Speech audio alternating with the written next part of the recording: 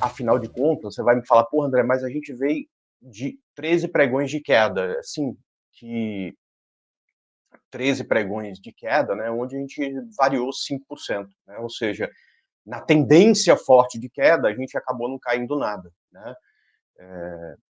Aliás, eu estava até vendo uma postagem no Twitter, eu não me lembro da pessoa que fez, né, porque gosto de citar sempre as fontes, né. Essa variação que a gente teve em 13 dias de queda, ela, nos últimos 20 anos, aconteceu em, sei lá, mais de 30 pregões, uma variação de 6%, né? Uma variação de 6% em 30 pregões diferentes. Quer dizer, num único dia, a gente caiu mais de 6%, né? Mais de 30 vezes nos últimos anos, né? Ou seja, ainda uma pequena volatilidade, o que é, é ruim, né? Porque não te dá aquela vontade de sentar o dedo na venda, né? Que é sempre uma possibilidade. E claro, impede que a maioria das compras, né, façam sentido e vão para algum lugar, né? Mas vamos lá, a gente encerrou aquele processo lá que enchia o saco, né, de todo mundo contando quantidade de queda e tudo mais e tal. Foram 13 dias consecutivos de queda, né?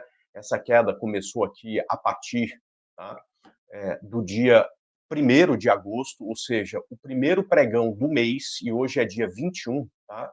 Em que a gente teve o mercado fechando em alta, foi exatamente o pregão de sexta-feira, né? Então, a partir de agora, espero que a gente se equilibre e aquela história, se tiver que cair, que caia logo, se tiver que subir, que suba logo, tá? Bom, para baixo, a gente tem ainda essa linha de tendência que serve como um bom suporte e entendo eu, né, já começando a responder o Alisson, perdoe, tá? Se é compra ou venda, né? Eu acho que neste ponto não é nenhuma coisa nem outra, né? Mas vai ficar muito interessante para venda, né? Principalmente se a gente aqui conseguir fazer um pivô, tá?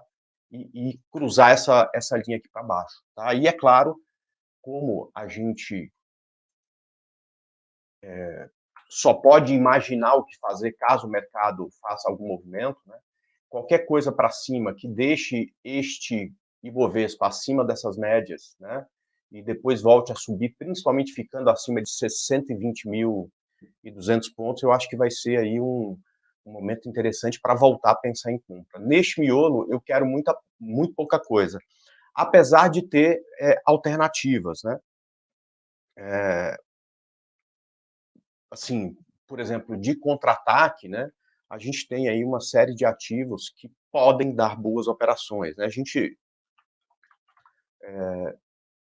observando aqui, a gente pode ter Agro 3, uma, uma operação de contra-ataque, né? Que é quando o preço vem num ponto de suporte bonito, como temos aqui, né? De uma linha de tendência bem antiga, que já foi testada algumas vezes, né?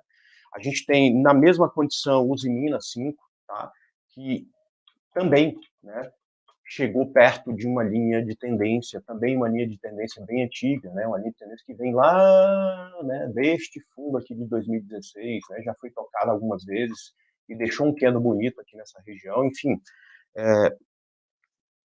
ainda temos, né, alguma coisa interessante para compra. E só precisa fazer, tá, todo mundo, um filtro muito bem feito para não se enfiar em um puta monte de ativo na compra, principalmente se é que a gente vai ter sinal, né? Porque ter deixado num ponto bonito como esse um martelo, né, os Minas, não representa muita coisa. Isso aqui precisa de confirmação, né? Então, o rompimento da máxima de sexta-feira, se acontecer, vai ser esse sinal de confirmação. A gente nem sabe se vai ter isso, né?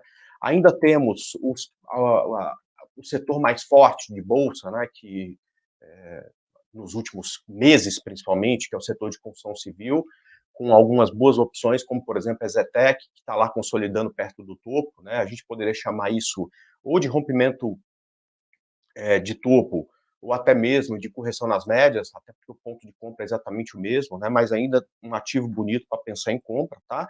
Mas começam a aparecer vendas também, tá? Então a gente já tem a AES B3 consolidando abaixo das médias, rompendo fundo, tem a possibilidade de pensar em venda, tá? Carrefour também ali, perto de uma linha de tendência, ganhando força a partir daí, ótimo, né? Se cair a partir daí, melhor ainda, que aí tem ponto de stop para se pensar numa operação de venda, enfim, a gente já tem, né, alguma coisa aí para observar tanto na compra quanto na venda.